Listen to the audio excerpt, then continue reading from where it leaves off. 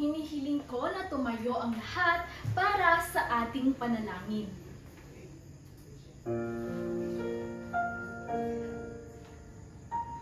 Panginoon, salamat po sa panibagong araw na ito upang kami ay matuto. Buksan niyo po ang aming isipan upang lubos na maintindihan ang aming mga aralin. Bigyan niyo din po ang aming mga guro, mga magulang, at mga kamag-aral ng lakas ng katawan at isipan na masigit namin kailangan sa araw-araw sa panahong ito. Ang lahat po ng ito ay aming dinadalangin sa iyo, aming Diyos Ama. Amen. Amen. Umagang kay ganda mga bata. Okay. Manatiling magsitayo ang lahat para sa ating video. So may inihanda ako ditong immersive or interactive na ehersisyo. Ang nais ko lamang na gawin ninyo ay sundin kung ano ang mga ginagalaw ng mga karakter dito na ipapakita ko. Handa na ba kayo? Okay, simulan na natin.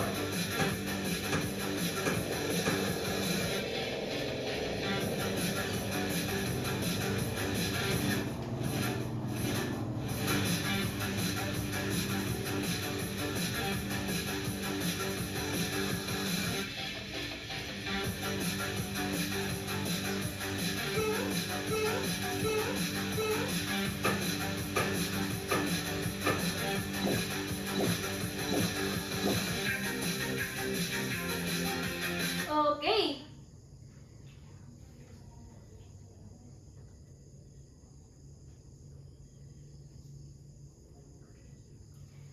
Nag-enjoy ba ang lahat para sa ating ginawang ehersisyo? Ngayon, nais kong tingnan ninyo ang inyong kaklase at sabihin kung sino ang lumiban. Meron ba? Okay, nagagalak ako na walang lumiban sa ating klase. Ngayon, ang pakibasa ng ating panuntunan sa klase. Okay. T para sa tumulong sa kapwa. U para sa ugaliing makinig. G, galingan sa pag-aaral.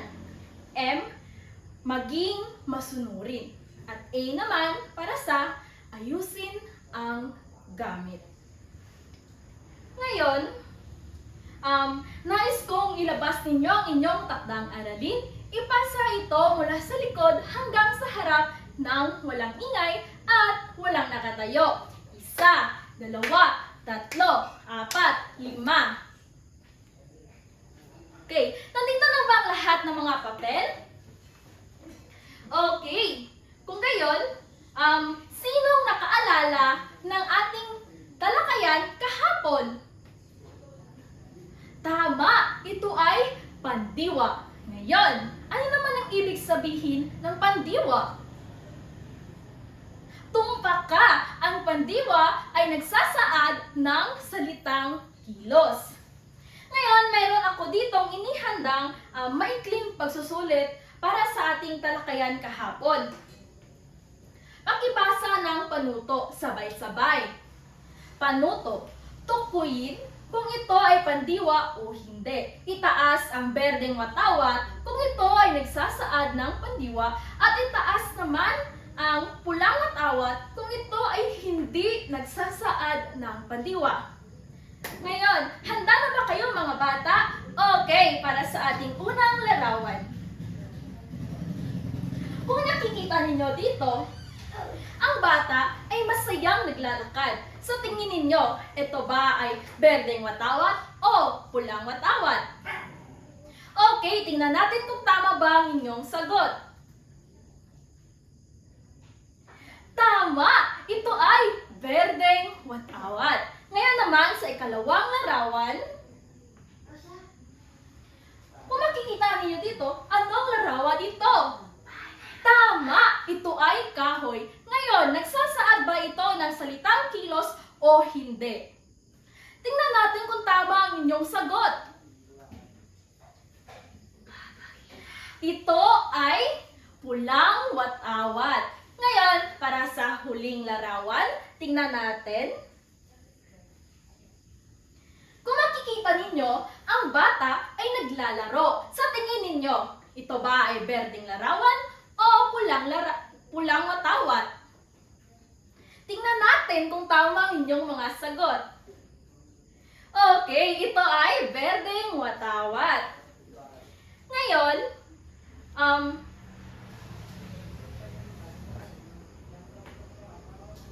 may ipapakita ako ditong mga salita. Ang nais ko lang ay basahin ninyo ito ng sabay-sabay. Okay, handa na ba kayo sa ating unang salita? Tingnan natin. Unang salita, mga bata, pakibasa sabay-sabay. Pagong, gulong. Okay, sa ikalawang salita naman,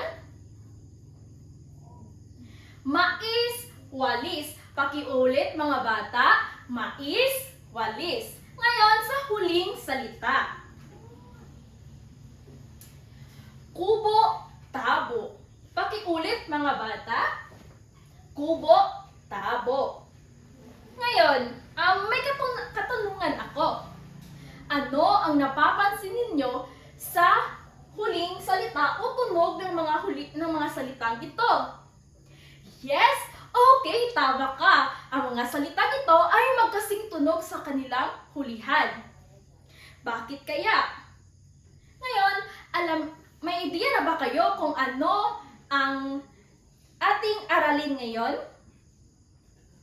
Okay, ang ating talakayan ngayon ay tungkol sa magkatugmang salita. Ngunit bago ang lahat ng iyan, pakibasa ng ating layunin.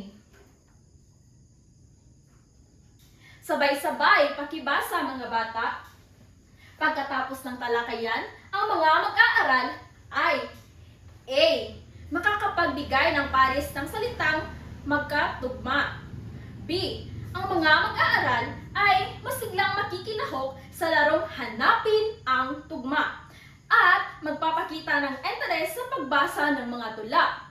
At C. Ang mga mag-aaral ay makakabuo ng maikling 4 na linyang tula na gumagamit ng magkatugmang salita. Ngayon, meron ako ditong inihandang mga salita, ngunit ito ay sa gulong ng salita. Okay? Ang nais ko lamang ay tingnan ninyo. Ang nais ko lamang ay tingnan ninyo at alamin ninyo or mag-iisip kayo ng salitang tutugma sa mapipili ng ating gulong ng salita. Okay, para sa unang salita, handa na ba kayo? Okay, sa unang salita.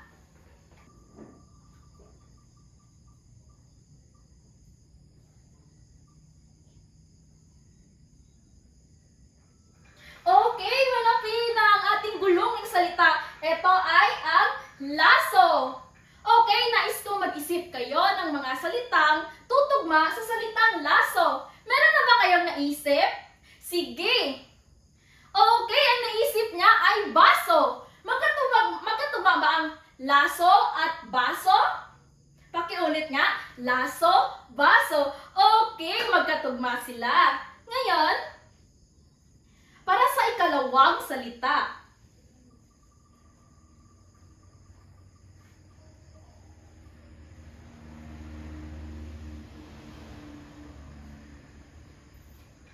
Okay, ang napili ng ating gulong ng salita ay bata. Ngayon, nais kong mag-isip mag-isip uli kayo ng salitang tutugma sa bata. May naisip na ba kayo? Okay. Ang naisip niya ay tuta. Sa tingin ninyo, magkatugma ba ang bata at tuta? Tama ka! Ang bata at tuta ay magkatugma. Ngayon, para sa ating huling salita,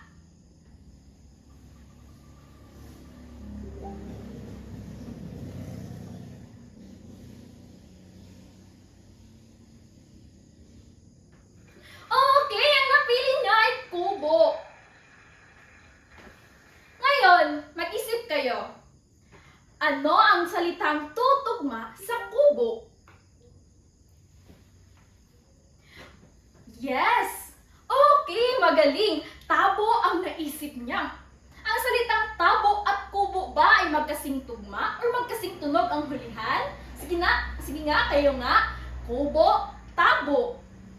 Okay, magaling. Talagang magaling kayo maghanap ng salitang tutugma. Ngayon, meron ako ditong inihandang video. Mahilig ba kayo sa mga tula?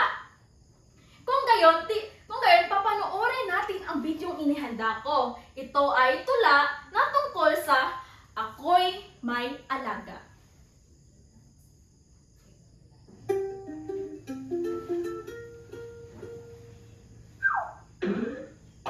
Mike is on the loose, play and learn.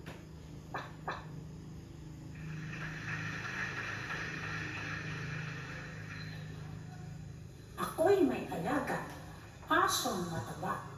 Buntot niya'y mahaba, makinis ang mukha.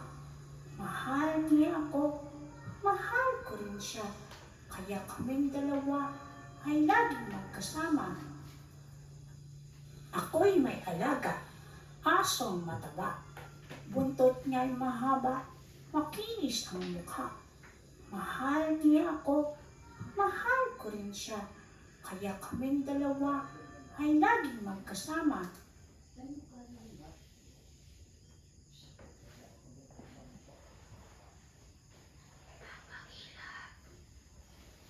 Naaliw ba kayo sa pinanood nyong tula, mga bata?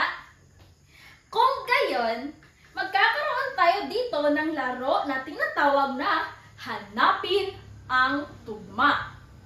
So, sa video na panood natin kanina, gusto kong hanapin ninyo ang mga magkatugmang salita. Okay, ito ang tula. Babasahin ko muna, tapos mamaya susundin ninyo ang pagbabasa ko. Okay? Naintindihan ba? Okay, magsisimula na tayo. Ako'y may alaga. Ako'y may alaga, asong mataba. Buntot ay mahaba, makinis ang muka. Mahal niya ako, mahal ko rin siya. Kaming dalawa ay laging magkasama. Okay, mga bata, kayo naman, pakiulit. Ako'y may alaga, asong mataba. Buntot ay mahaba, makinis ang muka. Mahal niya ako, mahal ko rin siya. Kaya kaming dalawa ay laging magkasama. Ngayon, gusto kong salunggitan ninyo ang mga magkatugmang salita na makikita ninyo dito sa tula. Malinaw ba?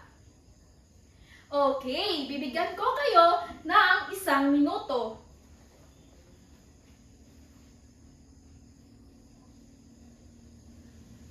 Ngayon, titingnan natin kung tama ba ang inyong sinangguhitan.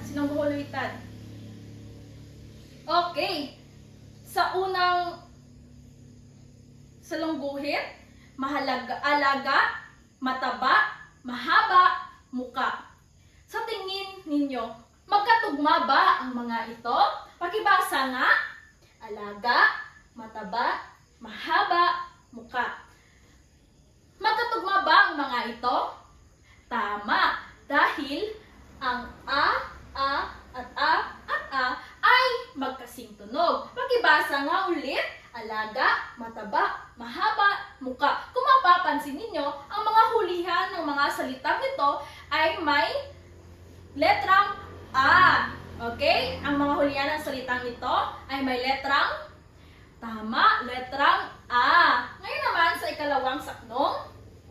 dalawa, magkasama.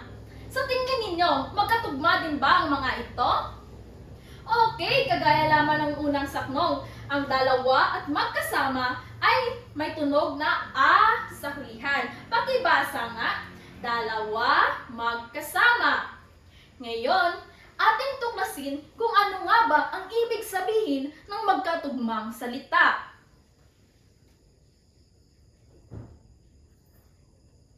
Sabay-sabay pakibasa, salitang magkatugma.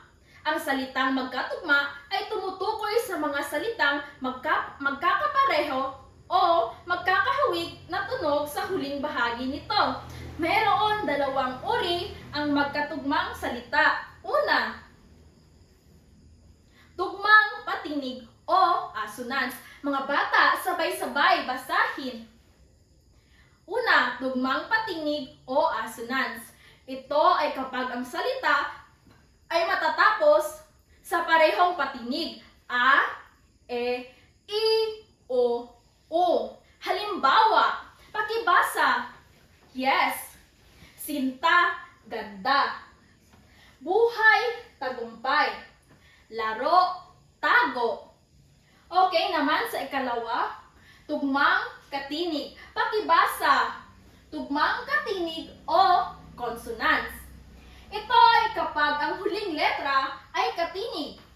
B, K, D, G, P, S, T, L, M, N, N, G, R, W, at Y.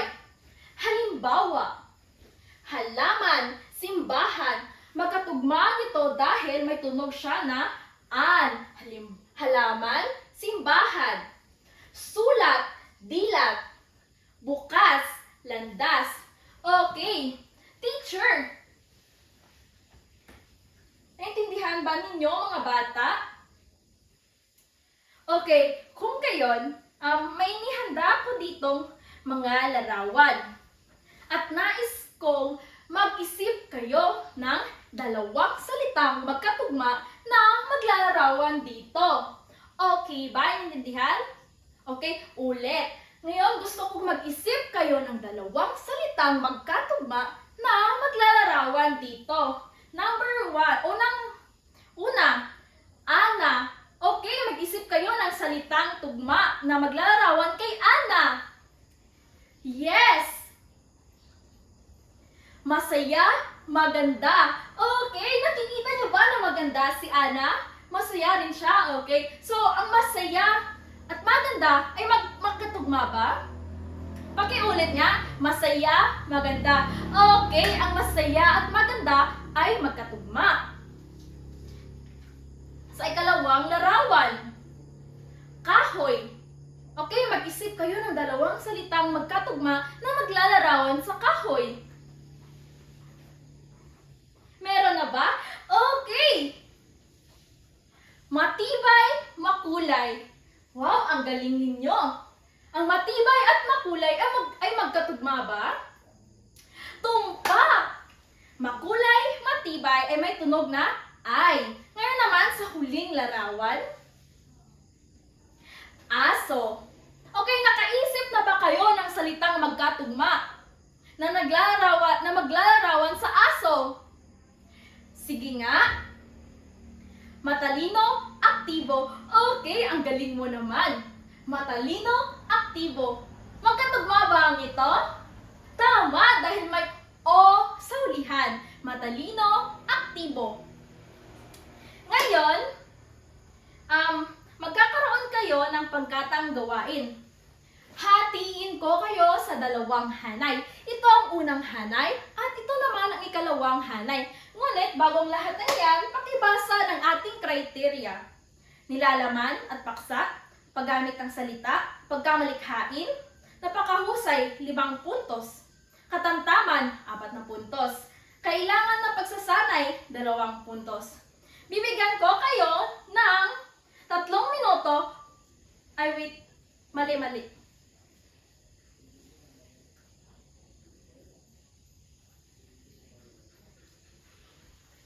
Ngayon, pakibasa ang ating panuto. Gumawa ng isang maikling na linya.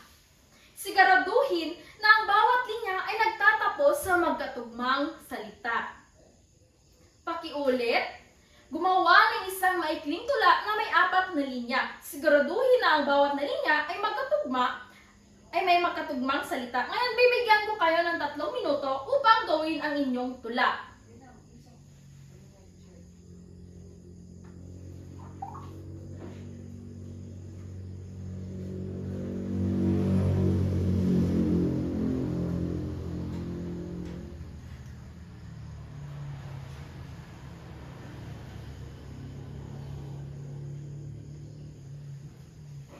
Okay, tapos na ba mga bata? Okay, ngayon titingnan natin kung nagawa ba ninyo. Sa unang grupo, magpresenta dito sa harapan. Okay, bigyan siya ng palakpak. Ngayon, bibigyan ko kayo ng 4 na puntos. Ngayon naman, sa ikalawang grupo, pakipresenta dito sa harapan. Okay, palakpakan. Bibigyan ko kayo ng 5 puntos. Okay, magaling.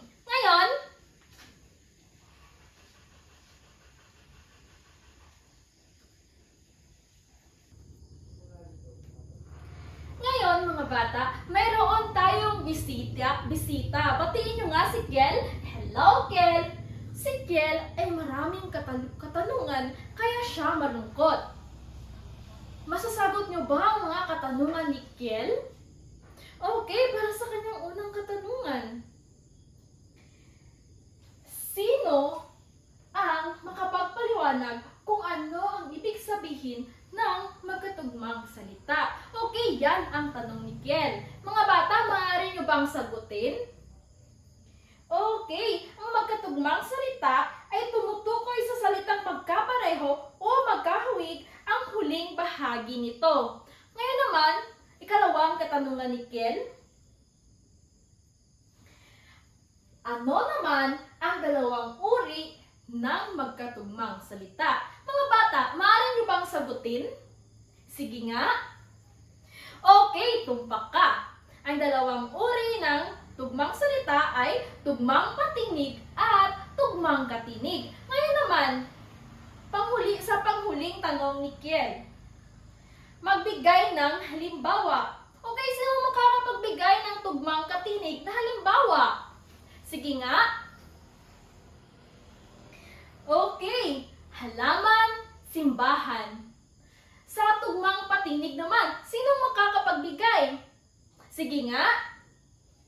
Aso, baso. Okay, tama ka. Ngayon, meron ako ditong inihandang kahut. Kahut time. Kasi nais kong susukatin ang inyong kaalaman ukol sa ating napag-usapang talakayan ngayon. Okay, maghanda kayo mga bata dahil isasend ko ito sa ating GC. Okay, kunin nyo ang inyong gadgets.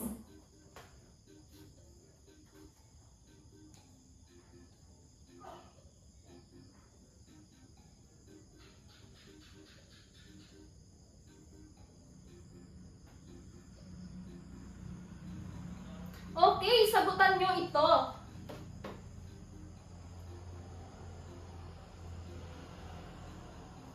Sige, nag-aantay ako ng mga kalalahok sa ating kahut. Okay, ngayon na nakaano na ang lahat, simulan natin na. Kahut. Handa na ba kayo? Okay.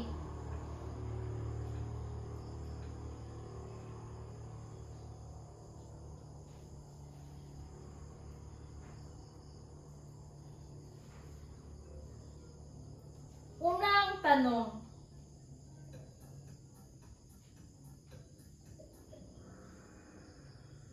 Okay.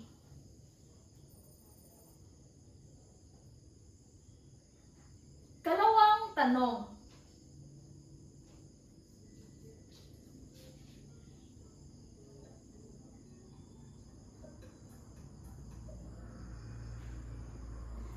Okay, pangatlong tanong.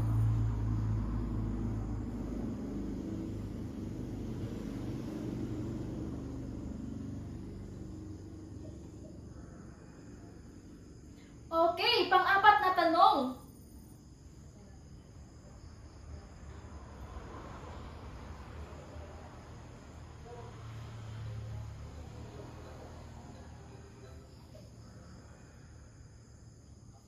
Okay, para sa ating huling tanong.